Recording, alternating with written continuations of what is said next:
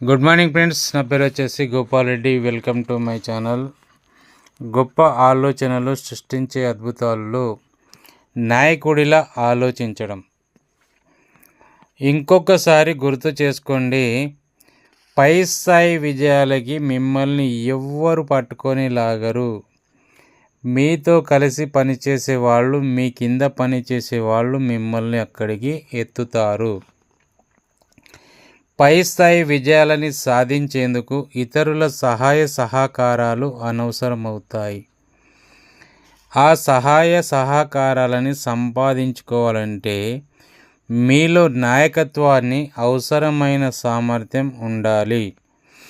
విజయం ఇతరులని ముందుండి నడిపించడం అంటే మీరు ముందుండి నడిపించకపోతే వాళ్ళు తామంతట తాము చేసుకోలేని పనులు అనేవి రెండు కలిసే ఉంటాయి. ఇంతకుముందు అధ్యాయాల్లో వివరించబడిన విజయాలని చేకూర్చే సూత్రాలు మీలోని నాయకత్వ లక్షణాలని వికసింపజేసేందుకు పనికి వచ్చే విలువైన పరికరాలు. ఇక్కడి దాకా వచ్చాక మనం 4 ముఖ్యమైన నాయకత్వ సూత్రాలని లేదా నియమాలని క్షుణ్ణంగా నేర్చుకోవాలి. అవే ఎగ్జిక్యూటివ్లుగా మనం ఉన్నప్పుడు కంపెనీల్లోనూ, సామాజిక సంస్థల్లోనూ, ఇంట్లోనూ ఎక్కడ మనుషులుంటే అక్కడ ఇతరులు మన కోసం పనిచేసేట్టు వాళ్ళని ప్రేరేపిస్తాయి. ఇవిగో ఈ 4 నాయకత్వ నియమాలు లేదా సూత్రాలు. మొదటిది, మీరు ఎవరిని ప్రభావితులు చెయ్యాలని అనుకుంటున్నారో వాళ్ళ ఆలోచనలతో మీ ఆలోచనలని పంచుకోండి. 2, ఆలోచించండి. ఒక మనిషిగా దీన్ని నేను ఎలా సరైన మార్గంలో పెట్టాలి. 3, ప్రగతి గురించి ఆలోచించండి. ప్రగతిని నమ్మండి. ప్రగతి కోసం ప్రయత్నించండి. మీతో మీరు చర్చించుకునేందుకు సమయం కేటాయించండి. ఆ రకంగా మీలోని అద్భుతమైన ఆలోచన శక్తిని వికసింప చేయండి. ఈ నియమాలని పాటించడం వల్ల ఫలితం ఉంటుంది. రోజువారీ పరిస్థితుల్లో వీటిని ఉపయోగిస్తే బంగారు తాపడం చేసిన నాయకత్వం అనే మాటలోని మర్మం తొలగిపోతుంది. అది ఎలాగో చూద్దాం. నాయకత్వానికి సంబంధించిన నియమం 1, మీరు ప్రభావితం చెయ్యాలనుకున్న వారి ఆలోచనలని మీవిగా చేసుకోండి. ఇతరులు మనకి నచ్చే విధంగా ప్రవర్తించేటట్టు వాళ్ళ మీద మన ప్రభావాన్ని చూపేందుకు వాళ్ళ ఆలోచనల్లో మన ఆలోచనలని చూడడం ఒక అద్భుతమైన పద్ధతి. ఆ ఇతరుల్లో మన స్నేహితులు, కలిసి పనిచేసేవాళ్ళు, కొనుగోలుదారులు, ఉద్యోగులు ఎవరైనా ఉండొచ్చు. ఈ కింది 2 ఉదాహరణలను చూస్తే అది ఎలా సాధ్యమో మీకే అర్థమవుతుంది. ఒక పెద్ద ప్రకటనల సంస్థకి టెడ్ బి డైరెక్టర్గాను, టెలివిజన్కి ప్రకటన రాసే రచయితగాను పనిచేసేవాడు. ఆ సంస్థకి ఒక కొత్త అకౌంట్ దొరికింది. పిల్లల జోళ్ళు తయారు చేసే ఒక కంపెనీకి ప్రకటనలు తయారు చేయాలి. దానికి బోలెడు టీవీ ప్రకటనలు తయారు చేసే బాధ్యత టెడ్ మీద పడింది. టీవీలో ఆ సంస్థకి ప్రచారం మొదలైన 1 నెల రోజులకు ఏమో ఆ కంపెనీ ఉత్పాదనల అమ్మకాలని పెంచేందుకు టీవీ ప్రకటనలు చాలా తక్కువగా తోడ్పడుతున్నాయని తెలిసింది. దాదాపు అన్ని పట్టణాల్లోనూ కేవలం టీవీ ప్రకటనలనే ఉపయోగించవటం వలన అమ్మకాలు పడిపోవటానికి కారణం టీవీ ప్రకటన లోపమే అన్నది స్పష్టం అయింది. టెలివిజన్ దర్శకుల అభిప్రాయాలని పరిశీలిస్తే ఆ ప్రకటన అద్భుతంగా ఉందని, అత్యుత్తమైన ప్రకటనలో ఒకటి అని అన్నవాళ్ళు 4% మాత్రమే. మిగతా 96% ఆ ప్రకటనలని అస్సలు పట్టించుకోలేదు, లేదా పచ్చిగా చెప్పాలంటే అవి కంపు కొడుతున్నాయి అనుకున్నారు. కొన్ని వందల కొద్ది అభిప్రాయాలు వెలువడ్డాయి. చాలా విసుగు పుట్టేస్తుంది. ఆ వెనకాల వాద్య సంగీతం అర్ధరాత్రి 3 గంటలకు వాయించే న్యూ ఆర్లియన్స్ వారి బ్యాండు లాగుంది. మా పిల్లలకి టీవీలో వచ్చే ప్రకటనలంటే చాలా ఇష్టం. కానీ ఆ జోళ్ళ ప్రకటన రాగానే వాళ్ళు బాత్రూంలోకో ఫ్రిడ్జ్ దగ్గరకో పరిగెత్తుతారు. నా ఉద్దేశం ఇది మరీ పొగరుగా తయారు చేసిన ప్రకటన, మరీ అతి తెలివిగా ఉన్నట్టు అనిపిస్తుంది. ఇలా జనం చెప్పిన అభిప్రాయాలన్నిటినీ సేకరించి ఒక చోట కూర్చి చూస్తే చాలా ఆసక్తికరమైన విషయం ఒకటి తెలిసింది. ఆ ప్రకటన నచ్చిందని చెప్పిన 4% టీవీ ప్రేక్షకుల ఆదాయం, చదువు, సంస్కారం, అభిరుచులు టెడ్తో పోలి ఉన్నాయి.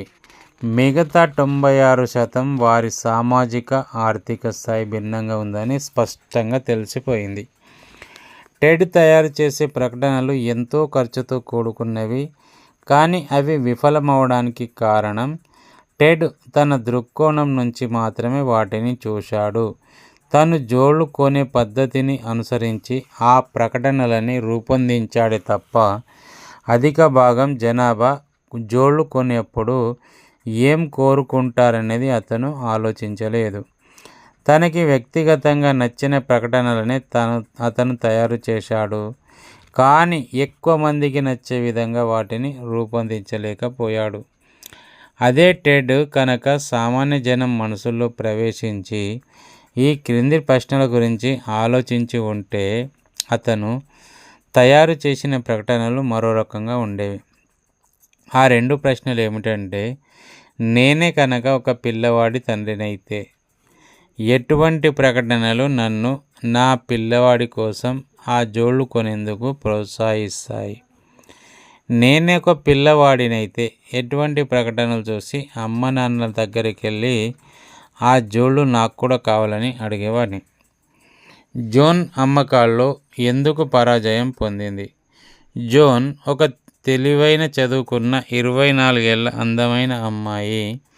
అప్పుడే కాలేజీ చదువు ముగించింది. చవకగా రెడీమేడ్ బట్టలమ్మే డిపార్ట్మెంట్ స్టోర్లో ఆమె కొనుగోలుదారులకి సహాయం చేసే ఉద్యోగాన్ని సంపాదించుకుంది. ఆమె చాలా సిఫార్సులతో అక్కడికి వచ్చింది. జోన్కి జీవితంలో పైకెళ్ళాలని ఉంది, ప్రతిభ, ఉత్సాహం ఉన్నాయి అంది. ఒక సిఫార్సు ఉత్తరం ఆమె తప్పకుండా గొప్ప విజయాన్ని సాధిస్తుంది అంది. మరో సిఫార్సు ఉత్తరం. కానీ జోన్ గొప్పగా విజయాన్నేమీ సాధించలేదు. ఒక్క 8 నెలలు మాత్రమే అక్కడ పనిచేసి ఆమె దాన్ని వదిలి వేరే ఉద్యోగం చూసుకుంది. ఆమె దగ్గర కొనుగోలు చేసే వ్యక్తి నాకు బాగా పరిచితుడు. ఒకసారి అతన్ని ఆమె గురించి అడిగాను. జోన్ మంచి పిల్ల, ఆమెలో చాలా మంచి గుణాలున్నాయి. కానీ ఆమెలో ఒకే ఒక లోటు ఉంది అన్నాడు అతను. ఏమిటది అని అడిగాను. ఆమె అప్పుడు తనకి నచ్చిన వస్తువులే కొనేది. అవి మా దుకాణానికి వచ్చే వారికి నచ్చేవి కావు. ఆమె తనకి నచ్చిన స్టైల్, రంగు, బట్ట, ధరని చూసేది తప్ప కొనడానికి మా దుకాణానికి వచ్చే వాళ్ళ ఇష్టాల గురించి ఆలోచించేది కాదు. ఒక వస్తువేదైనా మాకు సరిపడదని నేను సలహా ఇవ్వబోతే, భలేవారే, వాళ్ళకి ఇది చాలా నచ్చుతుంది, నాకు నచ్చింది, ఇది త్వరగా అమ్ముడైపోతుందనే నా ఉద్దేశం అనేది. జోన్ డబ్బును ఇంట్లో పెరిగింది. చిన్నప్పటి నుంచి నాణ్యత కోరుకునే విధంగా ఆమెని తీర్చిదిద్దారు. ధర ఆమె దృష్టిలో ముఖ్యం కాదు. మధ్యతరగతి జనం కళ్ళతో బట్టల్ని ఆమె చూడలేకపోయేది. అందుకని ఆమె కొనే బట్టలు అమ్ముడు కాకుండా ఉండిపోయేవి. ఇక్కడ గమనించాల్సింది ఏమిటంటే, అవతలి వాళ్ళ చేత మీరు అనుకున్న పని చేయించాలంటే మీరు అన్నిటినీ వాళ్ళ కళ్ళతో చూడాలి. అవతలి మనసులోకి తొంగి చూడగలిగితే వాళ్ళని ఆకట్టుకోవడం ఎలా అనేది చక్కగా తెలిసిపోతుంది. ఉద్యోగంలో విజయాలని సాధించిన ఒక అమ్మకందారు తన వస్తువుల గురించి వాళ్ళకి తెలియజేసే ముందు దానికి వాళ్ళు ఏ విధంగా ప్రతిస్పందిస్తారు అనే విషయం గురించి ఆలోచించడానికి చాలా సమయం వెచ్చిస్తానని నాకు చెప్పాడు. శ్రోతల మనసుల్లో ఏముందో తెలుసుకోవడం వల్ల ఉపన్యాసకుడు మరింత ఆసక్తికరంగా, మరింత సూటిగా విషయాన్ని వాళ్ళ ముందుంచగలుగుతాడు. తన కింది ఉద్యోగుల మనసుతో ఆలోచించడం వల్ల పర్యవేక్షకుడు మరింత చక్కగా వాళ్ళకి అర్థమయ్యే రీతిలో ఆదేశాలని ఇవ్వగలుగుతాడు. అప్పులిచ్చే సంస్థలు పనిచేసే యువకుడు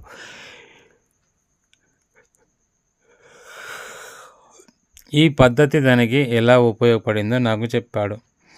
నేను ఈ కొట్లోకి ఒక మధ్య రకం సైజు బట్టల దుకాణం వచ్చినప్పుడు నాకు అసిస్టెంట్ క్రెడిట్ మేనేజర్ ఉద్యోగం ఇచ్చారు. అప్పులు తీర్చమని రాసే ఉత్తరాల వ్యవహారాలన్నీ నన్ను చూసుకోమని అన్నారు. అంతవరకు దుకాణంలోని వాళ్ళు అప్పులు తీసుకున్న వాళ్ళకి రాసిన ఉత్తరాలు చూసి నేను నిరాశపడ్డాను. అవి చాలా దురుసుగా వారిని అవమానిస్తూ బెదిరిస్తూ రాయబడిన ఉత్తరాలు. నేను అవి చదివి, అబ్బా, ఎవరైనా నాకు ఇలాంటి ఉత్తరాలు రాసి ఉంటే నాకు పిచ్చి కోపం వచ్చి ఉండేది. నేను అప్పులు అస్సలు తీర్చి ఉండేవాడిని కాదు అనుకున్నాను. అందుకని నేను నా పని ప్రారంభించి ఉత్తరాలు రాయడం మొదలుపెట్టాను. నేనే కనుక సమయానికి అప్పు తీర్చి ఉండకపోతే ఎలాంటి ఉత్తరం నన్ను కదిలించి వెంటనే అప్పు తీర్చేట్టు చేయగలదో అలాంటివి రాయడం మొదలుపెట్టాను. అది పనిచేసింది. నన్ను నేను అప్పు తీర్చవలసిన వ్యక్తి స్థానంలో ఊహించుకొని ఉత్తరాలు రాయడం వల్ల త్వరగా ఇచ్చిన అప్పులు వెనక్కి రాసాగాయి. ఎన్నడూ లేనంతగా రికార్డు సృష్టించాయి. చాలామంది రాజకీయ అభ్యర్థులు ఎన్నికల్లో ఓడిపోవడానికి కారణం ఓటర్ల దృష్టిలో తమని తాము చూసుకోలేకపోవడమే. ఒక జాతీయ స్థాయి అభ్యర్థి తన శత్రువుతో సమానమైన అర్హతలున్నప్పటికీ ఒకే ఒక కారణం చేత ఎన్నో ఓట్ల నష్టంతో ఎన్నికల్లో ఓడిపోయాడు. అతను ఉపయోగించిన పదజాలం చాలా కొద్ది మంది ఓటర్లకు మాత్రమే అర్థమైంది. కానీ అతనితో పోటీ చేసిన అభ్యర్థి ఓటర్ల ఇష్టాలని లెక్కలోకి తీసుకున్నాడు. అతను రైతులతో మాట్లాడినప్పుడు వాళ్ళ భాషలో మాట్లాడాడు. ఫ్యాక్టరీ కార్మికులతో మాట్లాడినప్పుడు వాళ్ళకి తేలిక అర్థమయ్యే మాటలని ఉపయోగించాడు. టీవీలో మాట్లాడినప్పుడు మిస్టర్ ఓటర్ అన్నాడే తప్ప డాక్టర్, కాలేజీ ప్రొఫెసర్ని దృష్టిలో పెట్టుకొని మాట్లాడలేదు. ఈ ప్రశ్నని మనసులో ఉంచుకోండి. నేనే కనుక ఎదుటి వ్యక్తి స్థానంలో ఉంటే నేనెలా ఆలోచిస్తాను? దీనివల్ల మరింత విజయంగా పనిచేసే మార్గం లభిస్తుంది. మనం ప్రభావితం చేయాలనుకునే మనుషుల ఇష్టాలని గురించి ఆలోచించడం అనేది ఎటువంటి పరిస్థితిలోనైనా ఆలోచించేందుకు పనికొచ్చే ఒక మంచి నియమం. కొన్నేళ్ల క్రితం ఎలక్ట్రానిక్ పరికరాలు తయారు చేసే ఒక చిన్న ఉత్పాదకుడు ఏం జరిగినా ఎగిరిపోని ఒక ఫీజుని తయారు చేశాడు. అతను దాని ధర $1.25 పెట్టాడు. ఆ తర్వాత ఒక ప్రకటనల సంస్థని దాన్ని ప్రచారం చేసే బాధ్యత అప్పచెప్పాడు. ప్రకటనల వ్యవహారాలు చూసే ఎగ్జిక్యూటివ్ వెంటనే అమితమైన ఉత్సాహాన్ని చూపించాడు. దేశవ్యాప్తంగా టీవీ, రేడియో, వార్తాపత్రికలలో దాన్ని ప్రకటనల ద్వారా విపరీతంగా ప్రచారం చేయడానికి అతను ఒక ప్రణాళికను సిద్ధం చేసుకున్నాడు. మనం ఇలా చేద్దాం చూడండి, మొదటి ఏడాదిలోనే 10 మిలియన్లు అమ్ముడుపోతాయి అన్నాడు అతను. అతనికి సలహా ఇచ్చేవాళ్ళు తొందరపడవద్దని హెచ్చరించారు. ఫ్యూజులు అంత ప్రచారం చేయవలసిన వస్తువులు కావని, వాటిని వృద్ధాంగా చూపించడం వీలు కాదని, జనం ఫ్యూజులు కొనేప్పుడు తక్కువ ధరకి కొని వాటిని కొంటారని చెప్పి చూశాడు. పోనీ ప్రకటనల కోసం కొన్ని పత్రికలని మాత్రమే ఎంచుకొని హెచ్చు సంపాదన గల వర్గాలకి మాత్రమే అమ్మొచ్చు కదా అన్నారు వాళ్ళు. వాళ్ళ మాటల్ని అతను పెదవి చెవిన పెడచెవిన పెట్టాడు. పెద్దెత్తున ప్రచారానికి సన్నాహాలు మొదలయ్యాయి. కానీ 6 వారాల్లోనే అవి ఆగిపోయాయి. ఫలితాలు నిరాశజనకంగా ఉండటంతో అలా చేయవలసి వచ్చింది.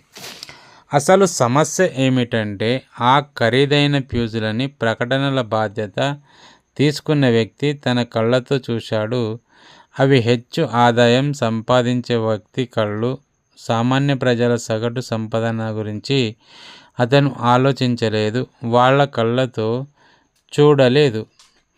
తనని వాళ్ళ స్థానంలో ఊహించుకొని ఉంటే అతను తన ప్రచారాన్ని తెలివిగా హెచ్చు జీతాలు తెచ్చుకునే వారి దశగా పోయేట్టు చేసి ప్రకటనల ద్వారా డబ్బు నష్టం రాకుండా చూసగలిగేవాడు. మీరు ప్రభావితం చేయాలనుకునే వాళ్ళ మనసులో ఆలోచించండి. కింద ఇచ్చిన అభ్యాసాలు పనికి వస్తాయి. ఇతరుల దృష్టికోణం నుంచి చూడడాన్ని అభ్యసించండి. మొదటి పరిస్థితి, ఉత్తమమైన ఫలితాల కోసం మిమ్మల్ని మీరు ఇలా ప్రశ్నించుకోండి. మీ పరిస్థితి ఫస్ట్ పని గురించి ఎవరికైనా ఆదేశాలు ఇవ్వడం. ఈ పనిలో కొత్తగా చేరిన వ్యక్తి దృష్టిలో చూస్తే నేను చెప్పింది స్పష్టంగా ఉందా? Question mark.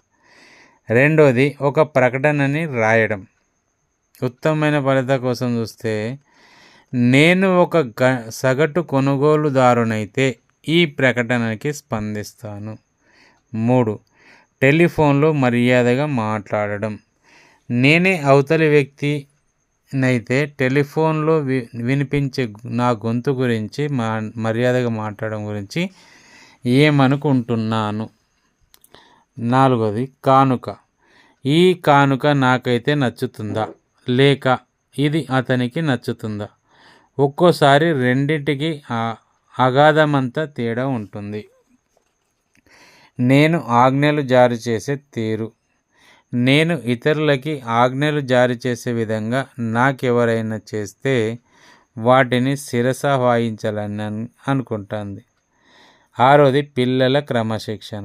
నేనే ఆ పిల్లవాడినైతే వాడి వయసు, అనుభవం, భావాలను లెక్కలోకి తీసుకుంటే నేను ఈ క్రమశిక్షణకి ఎలా స్పందిస్తాను?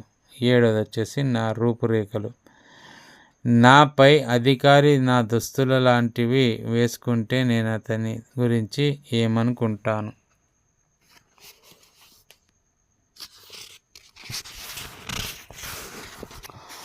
8 ఉపన్యాసం సిద్ధం చేసుకోవడం.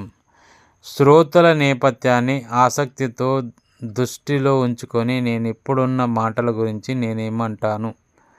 9 వినోదం. నేనే నా అతిథుల స్థానంలో ఉంటే ఎటువంటి ఆహార పదార్థాలు, సంగీతం, వినోద కార్యక్రమాలు నాకు ఎక్కువగా నచ్చుతాయి.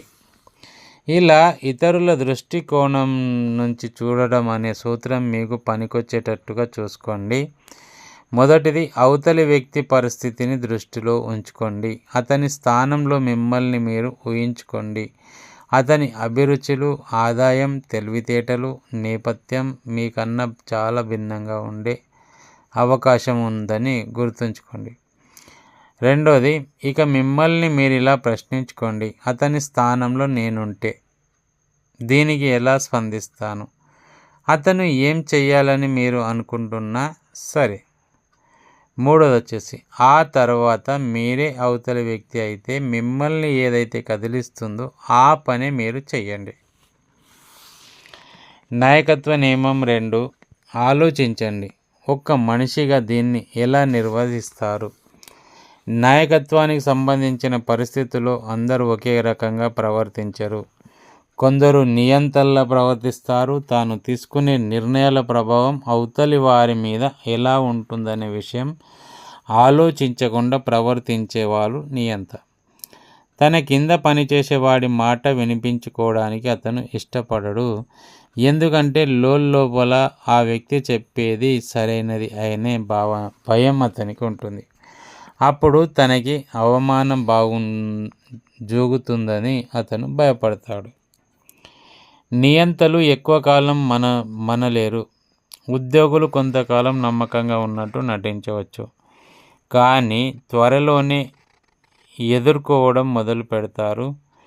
అందరికన్నా బాగా పనిచేసే వాళ్ళు కొందరు ఉద్యోగాలు వదిలి వెళ్ళిపోతారు. మిగిలిపోయిన వాళ్ళు అందరూ కూడగట్టుకొని నియంతని తొలగించేందుకు కుట్ర చేస్తారు. దానివల్ల సంస్థ సవ్యంగా పనిచేయడం మానేస్తుంది. అప్పుడు ఆ నియంత అతనిపై అధికారికి కంట్లో నలుసుగా మారతాడు. రెండో రకం నాయకత్వ లక్షణం ఎటువంటి భావాలు లేకుండా యాంత్రికంగా ఉండటం. నియమాలని తూచా తప్పకుండా ప్రతిపాదిస్తాను. అదే అనే రకం. ఈ పద్ధతిని అనుసరించే వ్యక్తి అన్ని నియమం ప్రకారం చేస్తాడు. ఆ నియమాలు, విధానాలు, పథకాలు అన్ని సామాన్యమైన సమస్యలకి ఎదుర్కోవడానికి మార్గదర్శకంగా ఇవ్వబడ్డవేనని అతను అర్థం చేసుకోడు. ఇటువంటి భావి నాయకుడు మనుషులని యంత్రాలలాగా చూస్తారు. ఇక మనుషులకి అసలు ఇష్టం లేనిది తమని ఎవరైనా యంత్రాలలా తయారవడం చూడడం. ఇలా ఎటువంటి స్పందన లేకుండా సామర్థ్యాన్ని మాత్రం కోరే నిపుణుడు ఎవరికి ఆదర్శం కాడు. అతని కోసం పనిచేసే యంత్రాలు తమలోని శక్తిని కొంతవరకే అభివృద్ధి చేసుకోగలుగుతారు. గొప్ప నాయకత్వ శిఖరాలని చేరుకునే వాళ్ళు మూడో విధానాన్ని పాటిస్తారు. దాన్ని మనం మనిషిలా ఉండటం అంటాం. చాలా ఏళ్ల క్రితం నేను జాన్ ఎస్తో కలిసి సన్నిహితంగా పనిచేశాను. ఒక పెద్ద అల్యూమినియం కంపెనీలో అతను ఇంజనీరింగ్ డెవలప్మెంట్ విభాగంలో ఎగ్జిక్యూటివ్గా పనిచేస్తున్నాడు. జాన్ మనిషిలా ఉండడం అనే లక్షణాన్ని ఉనికి పుచ్చుకున్నాడు. దాని ఫలితాలని కూడా ఆనందంగా అనుభవిస్తున్నాడు. ఎన్నో రకాలుగా చిన్న చిన్న చర్యల ద్వారా జాన్, మీరు ఒక మనిషి, నేను మిమ్మల్ని గౌరవిస్తున్నాను, మీకు అన్ని విధాల తోడ్పడేందుకు నేను ఇక్కడ ఉన్నాను అని తెలియజేశాడు. మరో ఊరి నుంచి వచ్చిన ఆ వ్యక్తి అతని విభాగంలో వచ్చి చేరినప్పుడు జాన్ ఎంతో అవస్థపడి అతను ఒక మంచి ఇల్లు వెతుక్కునేందుకు సహాయం చేశాడు. తన సెక్రటరీ కాక ఇంకో 2 స్త్రీలతో కలిసి పనిచేసే జాన్ తన సిబ్బందిలోని ప్రతి ఒక్కరి పుట్టినరోజు నా ఆఫీసులో పార్టీ ఏర్పాటు చేసేవాడు. దీనికి ఖర్చయ్యే 30 నిమిషాలు పెద్ద నష్టమేమీ కలిగించవు. పైగా తన కింద పనిచేసే వాళ్ళ విశ్వాసాన్ని, పనితనాన్ని పెంచే పెట్టుబడి లాంటిది అది. తన కింద పనిచేసే వాళ్ళలో ఒకరు వేరే మతానికి చెందిన వారని తెలిసినప్పుడు జాన్ అతన్ని తన గదిలోనికి పిలిచి అతని మతానికి సంబంధించిన సెలవులు, పండుగలు మామూలుగా అందరికీ వచ్చే సెలవులతో కలవక వేరే రోజుల్లో వస్తే అతనికి ప్రత్యేకంగా సెలవు ఇస్తానని చెప్పాడు. తన కింది ఉద్యోగి కానీ అతని కుటుంబంలో ఎవరైనా కానీ జబ్బు పడితే జాన్ దాన్ని గుర్తుంచుకునేవాడు. ఉద్యోగానికి సంబంధించిన మరేదైనా రంగంలో తన కింది ఉద్యోగులు ఎవరైనా విజయాలు సాధిస్తే జాన్ వాళ్ళని ప్రశంసించేవాడు. కానీ జాన్లోని మనిషిలా ఉండు అనే తత్వం అతను ఒకరిని పనిలోంచి తీసేయాల్సి వచ్చినప్పుడు చాలా స్పష్టంగా తెలియవచ్చింది. జాన్కి ముందున్న బాస్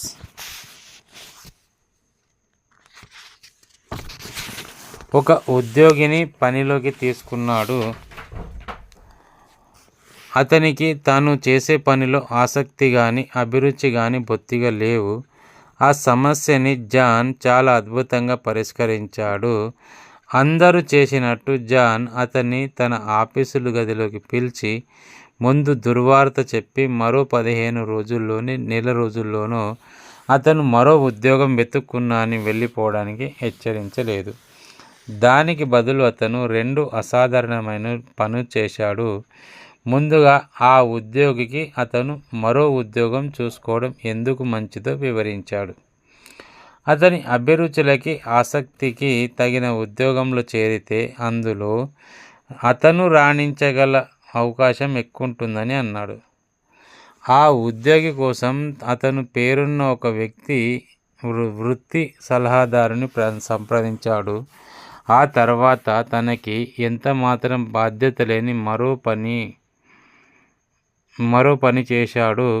ఆ ఉద్యోగిని ఉన్న నేర్పుకి తన ఉద్యోగాన్ని ఇతర కంపెనీల్లో వెతికి అతనికి ఇంటర్వ్యూలకి ఏర్పాటు చేయించాడు. ఆ ఉద్యోగిని పనిలోంచి తీసేసిన 18 రోజుల్లో అతనికి మరో మంచి కంపెనీలో ఉద్యోగం దొరికింది. డిస్మిస్ చేసిన ఈ పద్ధతి నన్ను చకితుని చేసింది. నేను జాన్ ఏం ఆలోచించి అలాంటి పని చేశావని అడిగాను. అతను చెప్పిన జవాబు వినండి. నేనొక పాత నానుడికి తయారు చేసి మనసులో వదిలపరుచుకున్నాను. ఏ వ్యక్తి అయినా మరో వ్యక్తి కింద పని చేస్తున్నాడంటే అతన్ని రక్షించవలసిన బాధ్యత కూడా ఆ పై అధికారిదే.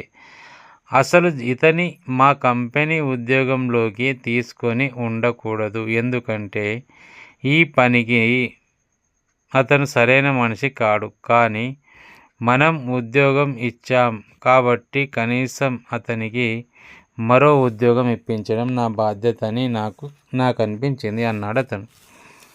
జాన్ ఇంకా ఇలా అన్నాడు, ఎవరినైనా ఉద్యోగంలోకి తీసుకోవచ్చు, కానీ నాయకత్వానికి నిజమైన పరీక్ష ఒక ఉద్యోగిని పనిలోంచి తీసేసేప్పుడే ఎదురవుతుంది. మన కంపెనీ వదిలి వెళ్ళిపోయే లోపలే అతనికి వేరే చోట ఉద్యోగం సంపాదించుకునేందుకు నేను చేసిన సాయం నా విభాగంలో పనిచేసే మిగతా వాళ్ళకి భద్రతా భావాన్ని కలిగించింది. నేనిక్కడ ఉన్నంతకాలం ఎవరు రోడ్డు మీద పడక్కర్లేదన్న విషయం ఉదాహరణతో సహా నేను వాళ్ళకి తెలియజేశాను. సందేహమేమీ లేదు, మనిషిలా ఉండు అనే జాన్ నాయకత్వం ఫలితాలని చూపించింది. జాన్ గురించి ఎవరు అతని వెనకాల చెవులు కొరుక్కోలేడు. ఎటువంటి భేదాభిప్రాయాలు లేకుండా అందరూ అతని మాటకి కట్టుబడి సహకరించారు. తన కింద పనిచేసే వారికి ఉద్యోగంలో భద్రత కల్పించడం వల్ల అతనికి కూడా తను చేసే ఉద్యోగంలో భద్రత దొరికింది. ఒక 15 ఏళ్ల పాటు నేను ఒక వ్యక్తితో సన్నిహితంగా మెలిగాను. అతన్ని మనం బాబ్ అని అందాం. అతను 50వ పడి చివరిలో ఉన్నాడు. అతను చాలా కష్టపడి పైకొచ్చాడు. వానాకాలం చదువు, పేదరికం కారణంగా 1931లో బాబుని నిరుద్యోగం భరించింది. కానీ అతను చేతులు ముడుచుకొని కూర్చునే రకం కాదు. జీవితంలో ఎప్పుడు పోరాడేవాడు. అందుకని అతను తన గ్యారేజ్లో కుర్చీలకి, సోఫాలకి దిళ్ళు కుట్టే పని మొదలుపెట్టాను. నిరంతరం అతను చేసిన కృషి వల్ల అతని వ్యాపారం పుంజుకుంది. ఈరోజు అది ఆధునికరమైన ఫర్నిచర్ తయారు చేసే కంపెనీగా 300 మంది పనివాళ్లతో నడుస్తుంది. ఈరోజు బాబు లక్షాధికారి.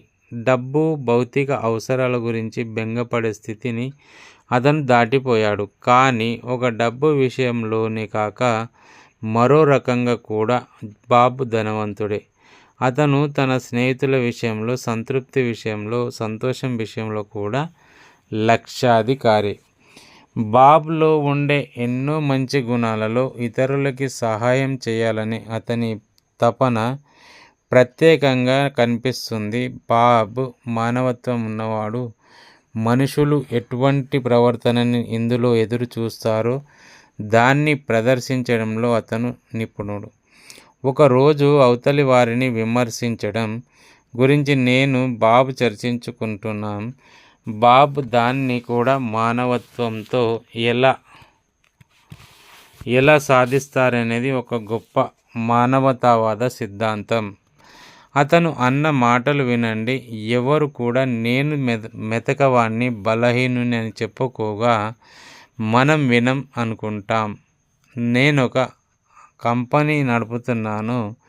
ఏదైనా పని సవ్యంగా జరగడం లేదని అనిపిస్తే దాన్ని నేను సరిచేస్తాను. కానీ ఆ సరిచేయడం ఎలా ఉంటుందనేది ముఖ్యం. ఉద్యోగులు తప్పు కానీ పొరపాటు కానీ చేసినప్పుడు నేను వాళ్ళ మనసుని బాధ పెట్టకుండా ఉండేందుకు మరింత జాగ్రత్త పడతాను. వాళ్ళకి అవమానం అనిపించకుండా చూస్తాను. నేను కేవలం 4 చిన్న విషయాలని పాటిస్తాను. మొదటిది, నేను వాళ్ళతో విడిగా మాట్లాడుతాను. రెండోది, వాళ్ళు ఏ పని అయితే బాగా చేస్తున్నారో దాన్ని మెచ్చుకుంటాను. మూడోది, ప్రస్తుతం వాళ్ళు చేస్తున్న ఒక అంశాన్ని ఇంకా బాగా ఎలా చేయొచ్చో చెప్పి దానికి మార్గం కనుక్కునేందుకు సహాయం చేస్తాను. నాలుగోది, మళ్ళీ ఒకసారి వాళ్ళతో ఉండే మంచి విషయాలని మెచ్చుకుంటాను. ఈ 4 మెట్ల ఫార్ములా పనిచేస్తుంది ఈ విధంగా నేను ప్రవర్తించినప్పుడు.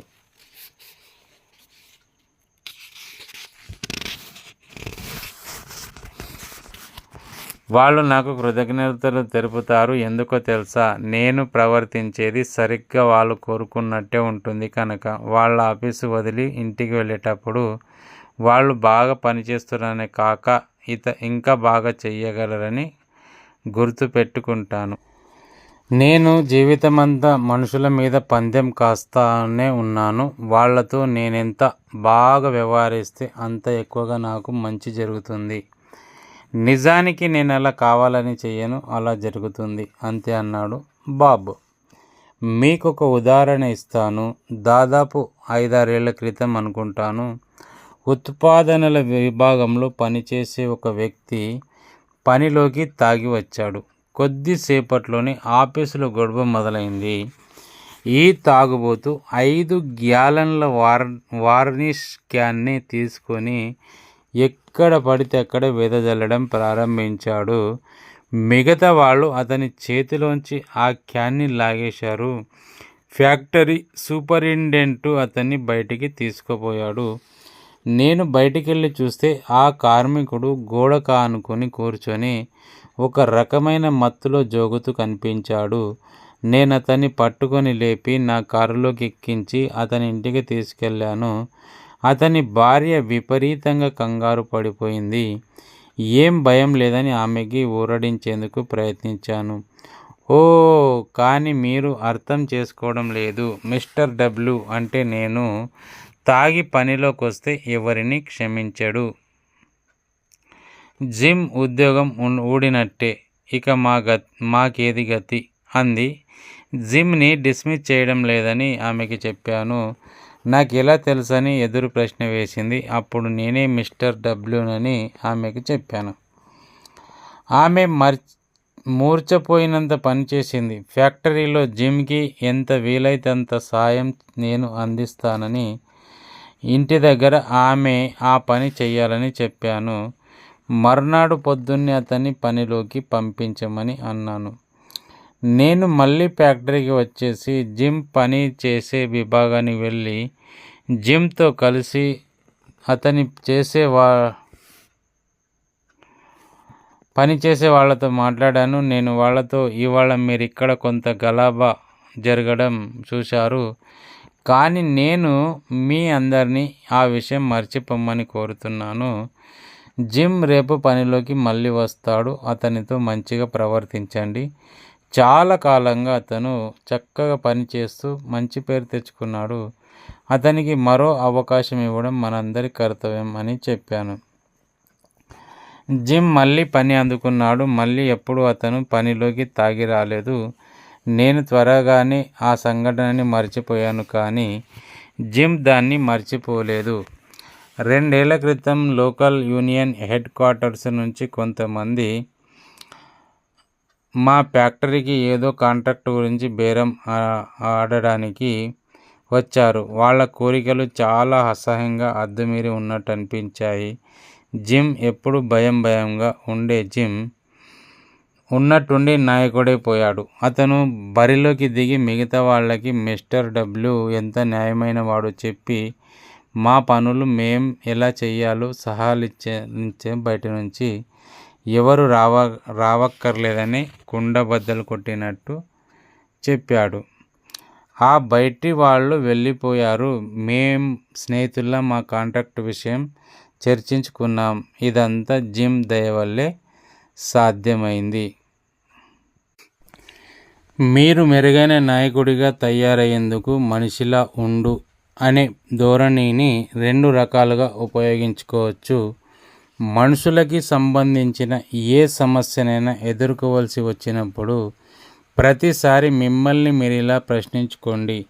ఒక మనిషిగా ఈ పరిస్థితిలో నేనేం చేయాలి? ఈ కింది వారితో అభిప్రాయ భేదం వచ్చినప్పుడు, ఎవరైనా ఉద్యోగ సమస్య స్పష్టించినప్పుడు ఈ ప్రశ్న గురించి బాగా ఆలోచించండి. ఇతరులు తమ తప్పులని సరిదిద్దుకునేందుకు బాబ్ డబ్ల్యూ వాడిన సిద్ధాంతాన్ని గుర్తు చేసుకోండి. వ్యంగ్యంగా మాట్లాడొద్దు, నిరాశని ప్రదర్శించొద్దు, మనుషులని కొంచెం కూడా అవమానించేట్టు ప్రవర్తించొద్దు, అవతలి వ్యక్తికి తన హద్దేమిటో తెలియజేయవద్దు. ఇలా అడగండి. మనుషులతో ప్రవర్తించేటప్పుడు మానవత్వాన్ని చూపించడం ఎలా? దానివల్ల ఎప్పుడు లాభమే ఉంటుంది. త్వరగానో ఆలస్యంగానో కానీ ఎప్పుడు లభించేది లాభమే. మనిషిలా ఉండడం అనే నియమం వల్ల ఇంకో రకంగా లాభం పొందాలంటే మీ చర్యల ద్వారా మీకు అన్నిటికన్నా ముఖ్యమైన వాళ్ళు మనుషులే అని తెలియజేయండి. మీ కింద పనిచేసే వాళ్ళు బయట కూడా ఏవైనా విజయాలు సాధిస్తే వాటి పట్ల ఆసక్తి కనబరచండి. అందరినీ గౌరవించండి. జీవితంలో అన్నిటికన్నా ముఖ్యమైనది జీవితాన్ని సంతోషంగా గడపడమే అని గుర్తు చేసుకోండి. సాధారణ నియమం ఒకటి ఉంది. మీరు ఒక వ్యక్తిలో ఎంత ఎక్కువ ఆసక్తి కనబరిస్తే అతను మీకోసం అంత ఎక్కువ కష్టపడి పనిచేస్తాడు. అతను పనిచేసి పెంచే ఉత్పాదననే మిమ్మల్ని ముందుకు తీసుకెళ్ళి మరిన్ని విజయాలని సాధించేటట్టు చేస్తుంది.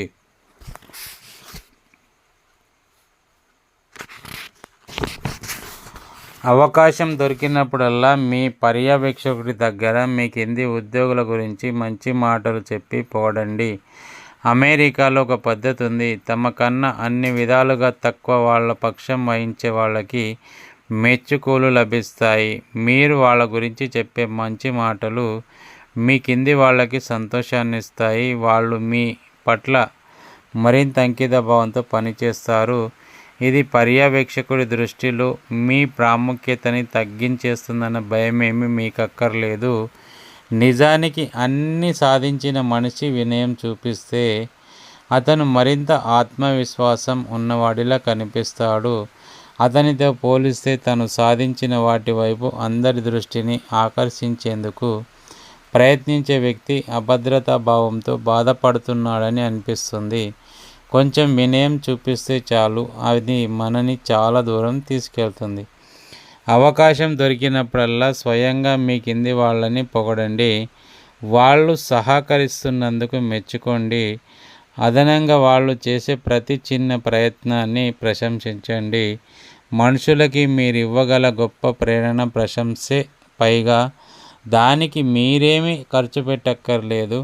అంతేగాక రహస్యంగా వేసే ఓట్లు చాలాసార్లు మంచి పేరున్న గొప్ప అభ్యర్థిని పదవి నుంచి తొలగించిన సందర్భాలున్నాయి. మీ కింది వాళ్ళు ఎప్పుడు మీ పక్షాన నిలబడేందుకు ముందుకు వస్తారో చెప్పలేం. మనుషుల్ని పొగడడం అభ్యసించండి. మనుషులతో సవ్యంగా ప్రవర్తించండి.